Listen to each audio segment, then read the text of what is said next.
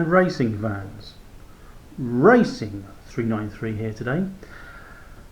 After a little bit of a break, which I'll go into some details in a second.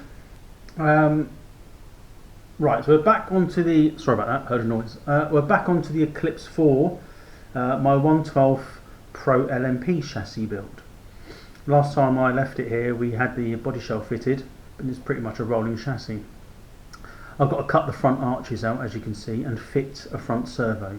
We're going to fit a front servo today, and then I'm going to also cut the front wheel arches out. I'm also going to, before I do that, I'm also going to try and perhaps lower the front. The shells sitting a bit high at the front. It's either that or a bit high at the back. I'll have to look. I'll have to check and see what I can do on that one. But the servo we're going to fit is specifically designed for 112, as you can see. It's just core RC. This was 34.95. Nothing too special. I was going to put quite an expensive servo in there, but I was thinking to myself, if I was going to spend any money on this car, it's going to be to do with the motor and the ESC, electronic speed controller. I don't really see much benefit from my point of view, sort of splashing out onto the servo. So this one was fairly cheap, but it's designed, like I say, for the 112 scene. It's quite small, very thin. See, it's not very big at all, and it's very. I'm not sure what the kilogram is. I think it's on 8 k's, so it's reasonably quick for what I need. So that will be going in today. I've also got just out of my stock. I've got like a Sky RC, just that cheap receiver. As I've got one, I don't see any need really to buy one that's specific. I'll look into it, because you can spend quite a lot of money on these items, and I'll be honest with you, until I know why I'm spending that much money, I need to find out if it's going to benefit me or not. So I might be using that one, my Sky RC. It will fit with my radio, so that might be the better option. If I choose another receiver, then quite possibly I'll have to buy another radio system, which I don't particularly want to do at the moment.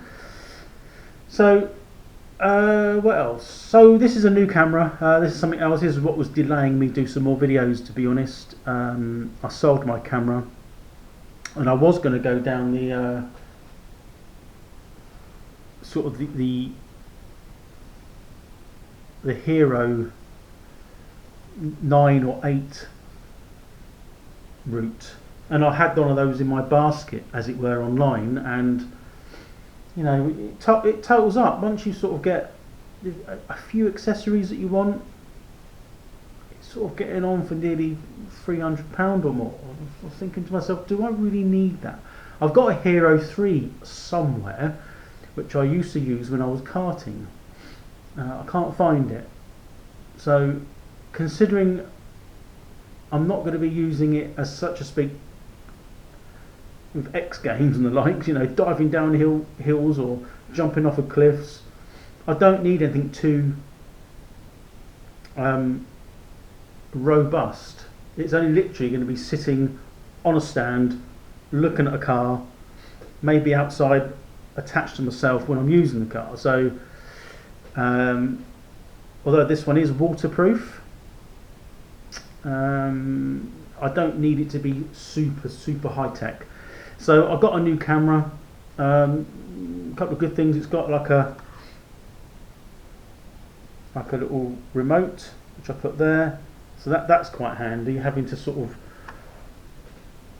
you can start and stop the camera, as it were, or take a picture remotely, as it is. It saves touching the camera.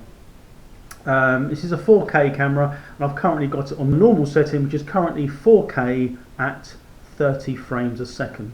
I've also put on the anti-shake in case I knock it whilst I'm moving around, and I'm using the inbuilt mic. I have done a test on it. It sounds okay, but I've also got a external mic which just plugs in. So I'm now going to fit the servo, and next time you see the car, at least the body shell will be off and the servo fitted with a bit of luck. I know a lot of people will probably think, why don't you film this bit? No real reason apart from I don't know how long it's going to take me to do this. It shouldn't take long, but you just never know. So the next time you see the car, at least it will be the steering will be put on, and I'll be ready to hopefully put the body shell on and its final sort of setting place. Okay, well, I'll see you in, which will seem like instantaneous regarding the video. I don't know how long it will take me in real life, so I will be right back. Hello sim fans and RC fans, part 2, or say part 2, the next day. So it took a little longer than I expected. It was quite fiddly fitting the servo in with all the front suspension on, because it actually, when you do the car, when you're building the car, the servo goes in as before you build the front geometry and the cross brace, pivot points, all that kind of stuff. So I didn't take that all off. I couldn't be bothered, and it was a bit fiddly putting in, but it's in. And I also stuck the receiver down. I'm sticking with the Fly Sky at the moment. I'm not necessarily going to be using it, but it'll do for now. And as you can see, I also cut the front wheel arches. Now the front wheel arches are the body shell had its own indentation of where the front wheel should be. Possibly on other cars it might be different, on other chassis, I don't know. I'm very new to this particular build, so I've got it to the best of my ability. What I did was the rear, if I just turn the car around on the stand, I have to use my big banana fingers, but in there, in the carrier, that side and this side, it's got like adjustable height, what are they called, blocks? I don't know what they're called, but the axle bearing runs in it. It's axle bearing case, bearing holder, and they come in different heights. My understanding is I had that on, let me just move that around a little bit more. I had that on the wrong way, not the wrong way. This is offset by they're very small increments, but 0.50 millimeters. Of course, you can have that up or down, so that will move the chassis up or down, or the ride height, I should say. So the best I could do is I was going to put other ones in, but what I decided to do in the end was just to turn those upside down. I don't know, well I say don't know, it seems to have made a difference. The front, it's not perfectly level, but I did change the front ride height. Now you can't see those, they're kind of underneath the A-frame at the front. Really fiddly, probably one of the most fiddliest adjustments on any RC car I've ever had to do in my life. I can imagine adjusting the front ride height being one of those, oh fuck, I hope I ain't got to do that kind of thing. A swig of coffee. So yeah, I've done that, and I've put the front wheel arches in. So let me just move the camera. I'll try and use what I can see there. So you can see that I've got the front wheel kind of quite nicely in there, and I just go to the back, so you can see how the back fits. Whilst we're on the sort of the case of clearance, I suppose. If you look underneath, it's quite low under there, isn't it? There is room for all the wires. It's tight, very tight, and I still haven't cut the posts off just yet. And go around the other side. So we've got the front wheel, and then we've got the back wheel there. And then if I come up here, hopefully, I'm not going to take the body off because I'm quite bothered. But you've got the servo mounted in, and the receivers there. So it's pretty much all done. Well, as far all done. Let me just open my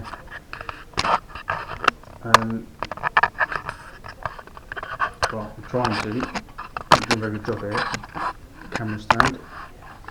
Now, another thing I just want to show you. I'm going to move this round a little bit. I'm going to take the car off. Just something else I bought, which comes in handy for other things, which I'll talk about in a minute. So as you can see here, I bought a setup plate. Now it's about 40. That's more than that, isn't it? 40. 400 mil. I don't know how big that is. A3 size paper maybe, but it's made of toughened glass. It's about 6 mil or so thick. It's quite heavy. So let's be a bit closer. It's got a few measurements on it, but it works with everything. It doesn't have to be with this particular car, obviously. Let me just move it across.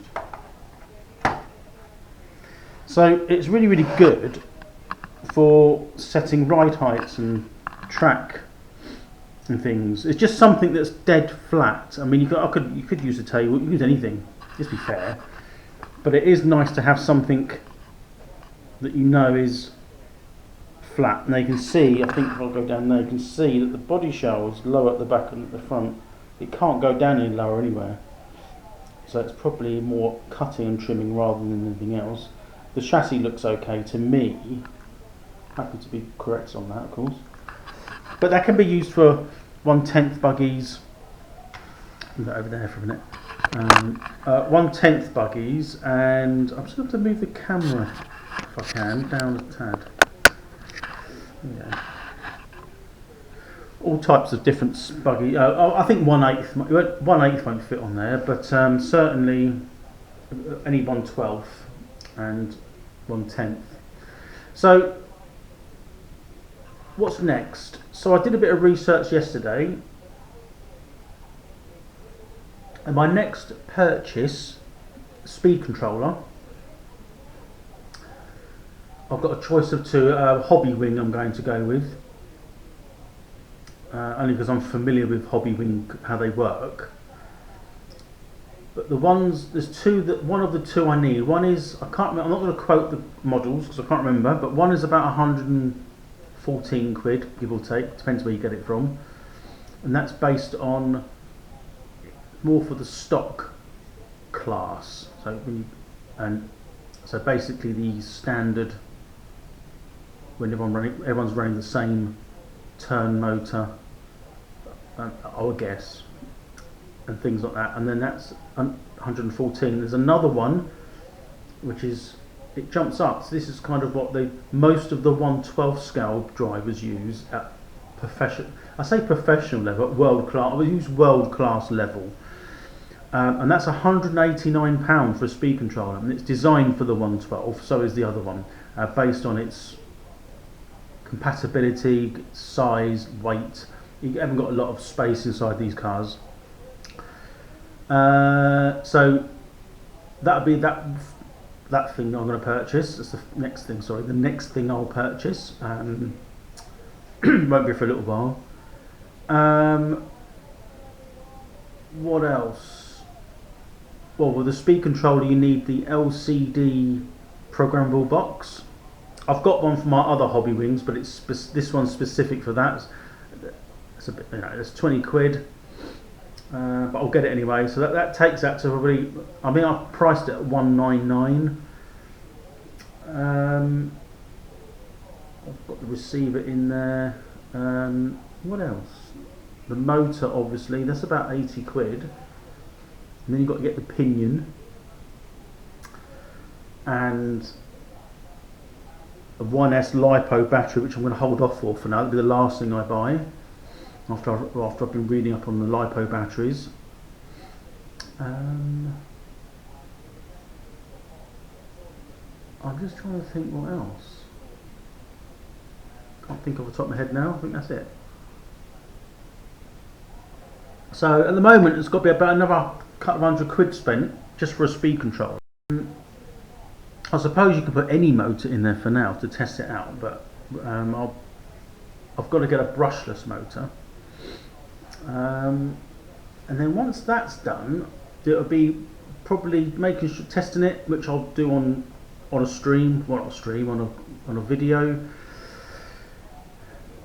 Testing it more like you're testing it, make sure it works, and then I'm going to paint it. I'm going to make the paint last, because hopefully by then it'll be the summer, and heaven knows what we'll be doing ourselves by then. So, yeah, so that's where we're at the moment. It's coming along quite nicely. They're nice builds actually. I've got to give it to Schumacher. Although, if I tot this up in my head briefly now, the chassis in total was £300. Then you had to buy the shell, including the shell and the tyres, which was separate. So that's 300. That servo was 35 quid. So 340 something. The next step is about 200 quid. So that's 540. And then if you put a motor on that, that's 600. So we're already going to be, without even a lipo in it, about 600 quid. And without the paint, it's about £5 a tin, depends on what colours you go and how many. And you've got decals, about another 10-15 quid. Yeah, so as far as I'm aware, that's it. Let's say that's it. That's enough, isn't it? £600 odd pound. Anyway, so that's where we're at. So that'll be another video. I'll go back to this setup board. The reason I think they're probably a good idea is the accuracy on things like this car, for example, the ride heights, tracking, sort of caster. I mean, if you've got the tools to measure that, you can measure that on here. Secondly, there's a lot of this, do these settings make a big difference? There's a big, this is going to be maybe a different video with more depth, but do these small amounts of increments and setting changes actually make a difference to your car? And that could range from 1/12 like this one, or 1/10. You know, you perhaps got a little bit more adjustment on the bigger cars, the 1/10. You've got the spring adjustments, platforms, ride height, toe in, toe out, caster camber, track. I suppose you can do that in this as well. Do they make a difference? The same can be said for, we're going to go sort of turn the opposite just for a second, sim racing on the computer. Do the car settings make a difference? There's an argument for and against. I will vouch on a few things. I think that could be a discussion on a different video, because it will just take it off of the subject at the moment. But it'd be nice to hear anyone's thoughts on that. So, I think that's about it. So, just to summarise, car's a rolling chassis. The body shell is on, steering servo is installed. I've put a receiver in. My next purchase will be a electronic speed controller, which is going to be about another couple of £100. So I don't have to wait a week or two for this one.